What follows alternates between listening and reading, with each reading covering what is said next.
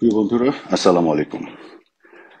আজকে দেশের যে অবস্থা, সেখানে একটা জিনিস আমার মনে হয় যে বাংলাদেশের মানুষ খুব পরিষ্কারভাবে বুঝতে পারছে যে এই ছাত্রদের নামে যে জঙ্গি গোষ্ঠী যে অপতৎপরতা চালাচ্ছে, তারা মূলত বাংলাদেশের সবচাইতে প্রতিষ্ঠিত যে প্রতিষ্ঠানগুলো এবং সেই প্রতিষ্ঠানগুলোকে একটির পর একটি তারা আসলে ধ্বংস করতে যাচ্ছে।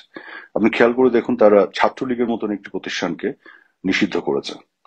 গত 15.5 বছরে ছাত্রলীগের বিভিন্ন সদস্যরা বিচ্ছিন্নভাবে বিভিন্ন ধরনের আহ, যে সমস্যাগুলি তৈরি করেছে, তার ভিত্তিতে একটি প্রতিষ্ঠানকে আসলে দোষ দেওয়া যায় না, কিন্তু তারা সেটা করেছে।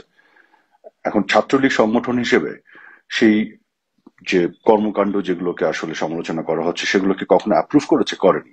বরং বিচ্ছিন্নভাবে যখনই ছাত্রলীগের কোনো সদস্য বিভিন্ন ধরনের অপকর্মে সংশ্লিষ্ট ছিল, ছাত্রলীগ কিন্তু সাংগঠনিকভাবে তাদের বিরুদ্ধে ব্যবস্থা নিয়েছে।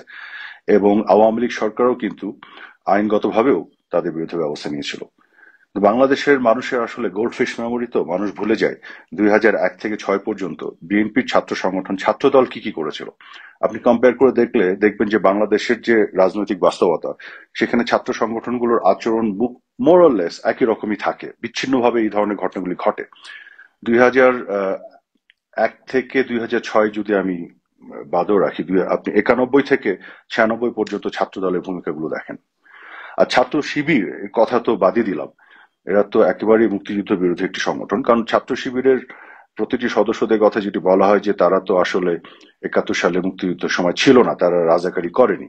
কিন্তু 71 সালে মুক্তিযুদ্ধের সময় তাদের জামাতে ইসলামের যে নেতারা রাজাকারি করেছে, বাংলাদেশের স্বাধীনতার বিরোধিতা করেছে, ছাত্র শিবিরের আজকের সদস্যরা সেই অবস্থানকে সমর্থন করে।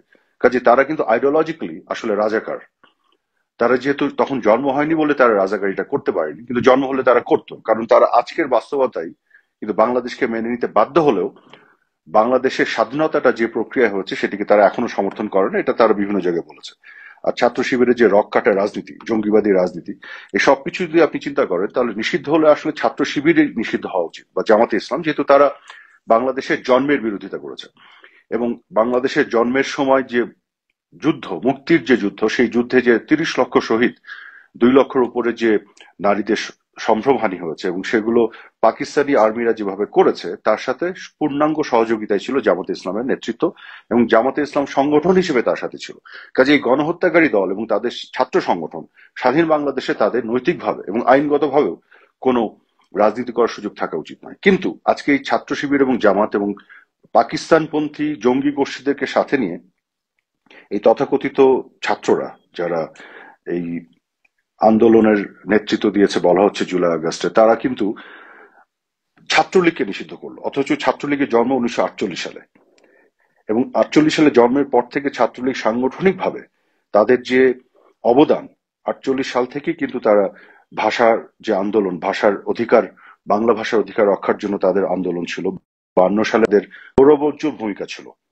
এবং তারপরে 54 সালে যুক্ত ফ্রন্টে নির্বাচনের সময় ছাত্রলীগের বিশাল ভূমিকা ছিল। 1962 সালে শিক্ষা আন্দোলনে তৎকালীন পূর্ব পাকিস্তানের ছাত্রলীগের নেতাকর্মীদের অগ্রণী ভূমিকা ছিল।